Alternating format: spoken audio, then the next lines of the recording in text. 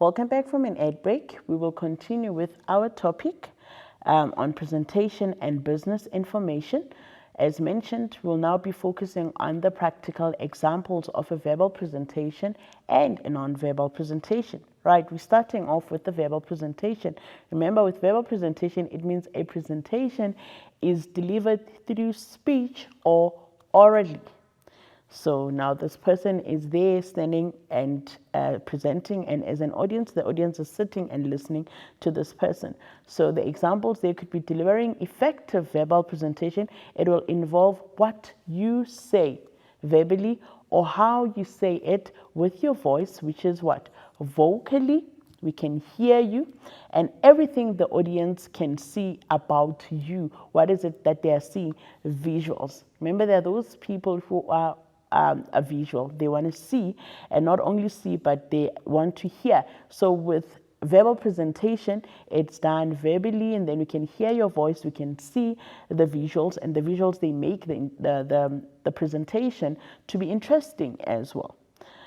It is the verbal and visual equivalent of a written report. We started with the business information, so you are presenting the information.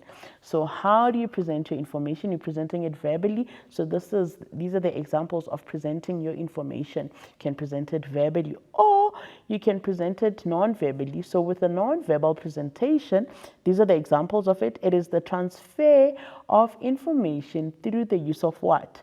Of business reports. You can use a business report. You can use the handouts, the handouts or the flyers. You give them to people to say, you can go through what is written there. Everything is there. I don't have to stand and present it in front of an audience.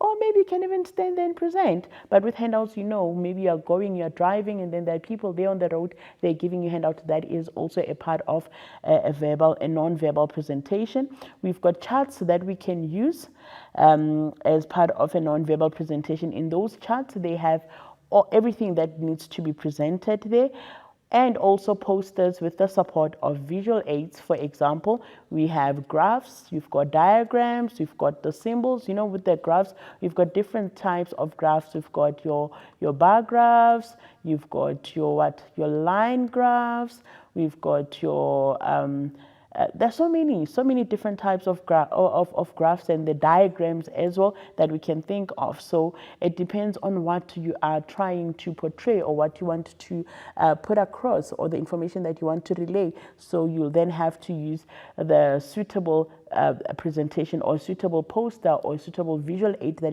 you're going to use to assist you in making your point across to the audience. So those are the examples, or practical examples, of a non-verbal presentation and also a verbal presentation. As mentioned, you have then to choose which one works for you, which one do you prefer, just so that you understand the difference between the two. Right, so now when you are preparing for this verbal presentation, remember I did say to you that with verbal presentation, you have to speak in front of what? Of an audience. You're standing there, you are speaking, and the audience is sitting there listening to you. And I did say that can be quite intimidating, but you need to be very confident when you're standing in front of an audience. You need to make sure that everybody can hear you, and you are catching their attention. So it's very important that you've got that, not really a relationship, but you've got that command. You're standing there and everyone is able to pay attention to you. So what are the factors that must be considered when you are preparing for a verbal presentation? This is now you preparing to go there to that hall maybe, or to that office, or to that place whereby the audience is there listening, waiting for you. So the first thing that you need to do, you need to write down the purpose of the presentation and list the main objectives. So what is the purpose of this presentation? What do I want to achieve by the end of this lesson? So this will inspire you to make sure that whatever that you are presenting is interesting, and afterwards you are able to see that, did I reach my goal or I did not reach my goal? But if you don't list the objectives after presenting, you don't even know, because you don't have a bar that you're aiming at. Like, you don't know what you want to achieve because there are no objectives. But when you've got objectives and you've listed them, and then it will help you as you are presenting the information. Right. Number two, you need to consider the audience. Like I said, now the audience can be quite intimidating. For example, who are they? That is why I say consider the audience. Who are these audience that you are presenting to? So now you need to do your own research to say that maybe you're looking at the age, you're looking at their agenda, you're looking at basically the demographics. What do they already know and what do you want them to know? So you need to study the audience. You can't go there blindly, not knowing who you are presenting to. So when you do your own study, your own research, you are able to do a thorough research and even prepare for questions that they might be asking you. Do you understand? Because you understand maybe that this is how they think. These are the things that they like. These are the things that they might be interested in. And these are the things that I need to say to them so that I can win them. Because remember, you are trying to present what? Business information. Don't forget. Okay, we're still on the factors that needs to be considered. You need to prepare the structure of your presentation. For example, an introduction, body, and conclusion. You cannot start your presentation by just going straight to the presentation or by concluding it. No, your presentation needs to flow from an introduction, introducing yourself, introducing the presentation to say what's the purpose of this presentation, what is it all about, and why am I presenting this information? And then you get to the body now and discuss exactly what is it that you're supposed to present. And then when you end it by concluding the presentation. So it's very important that you prepare the structure so that there is what? So that there is flow of the presentation. All right, you need to be fully conversant with the context of your presentation. What does this mean? This means you need to prepare thoroughly. You need to learn your work. You need to understand your work. You need to do your research. You need to know what you're talking about. I mean, a presentation can be very boring if what you're going to do is to just read everything. That says a lot about the presenter. It means you are not prepared. It means you're not prepared enough. You don't know what you're talking about. So it's important that you're fully conversant with the content of your presentation. That way you are able to catch the audience's interest, because now if you're reading word for word, I normally say this, by reading word for word, sometimes by the time you open up and then you're looking at the audience, maybe the audience might not be there, or they are sleeping, or they just decided to stand up and go. But when you're fully conversant, it means you are able to capture their interest and you're gauging, you're looking at them in the eye, so they understand and they tend to respect you when you're doing that. So we're still on the factors. You need to also create visual aids that will assist in getting the points across effectively and memorably. So the visual aids are very important. Why are they important?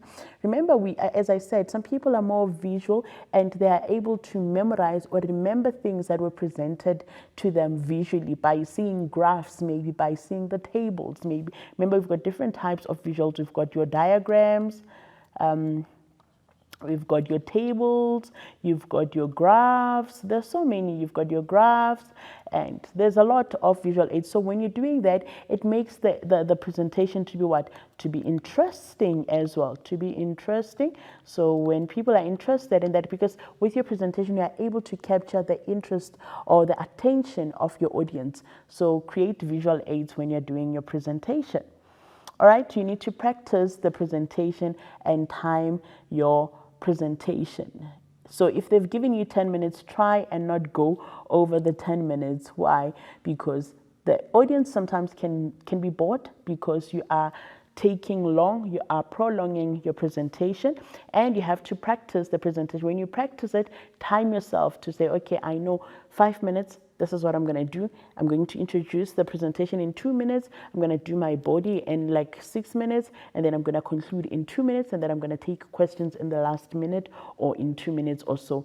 It is important. It makes your presentation to just flow smoothly there. All right. So another thing which is very important that needs to be done as soon as you understand or you know that you're going to present, you need to visit the venue and ensure that the aids, the equipment area is available. The visit is very important. Also check that the generator is available in case of load shedding or loss of electricity. That is important. So you know that you've got what? You've got backup. You've got backup. You understand that in that room that I'm going to, I need to check if it's clean, if everything is working. If you're going to use the visual aid, say for example, you're going to use your smart boards, maybe your projectors and all that, make sure that they are working properly, and always have backup plan. Like as I said, maybe a generator in case of load shedding or loss of electricity. You don't want to find yourself in a situation whereby there's an audience there, you are ready to present, and then boom, it's dark in the venue, and you've got no backup plan. And now these are the stakeholders,